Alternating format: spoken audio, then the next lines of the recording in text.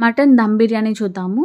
ముందుగా మటన్‌ని మంచిగా మ్యారినేట్ చేసి పక్కన పెట్టుకోండి. తర్వాత కుక్కర్‌లోకి ఆయిల్ వేసుకొని ఫ్రైడ్ ఆనియన్స్ లాగా ఫ్రై చేసుకొని, మటన్ వేసుకొని బాగా మిక్స్ చేసి వాటర్ వేసుకొని 5 విజిల్స్ వచ్చేంత వరకు కుక్ చేసుకోండి.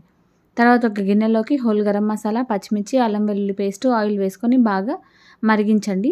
తర్వాత నానబెట్టిన బియ్యం వేసుకొని 70% ఉడికేంత వరకు ఉడికించండి. మటన్ కూడా బాగా ఉడికిపోయింది. రైస్ కూడా 70% ఉడికింది. ఇప్పుడు ఒక వెడల్పు గిన్నె తీసుకొని మటన్ అంతా కూడా అందులోకి వేసి బాగా స్ప్రెడ్ చేయండి. తర్వాత పైన ఉడికించుకున్న రైస్ అంతా కూడా వేసి మంచిగా స్ప్రెడ్ చేసేసేయండి. తర్వాత రైస్ ఉడికిన వాటర్ ఒక టీ గ్లాస్ అంతా వేసేసుకొని పుదీనా, కొత్తిమీర, నెయ్యి వేసుకోండి. తర్వాత కాచి చల్లార్చిన పాలల్లో కొద్దిగా పసుపు వేసి అది కూడా వేయండి కలర్ కోసం.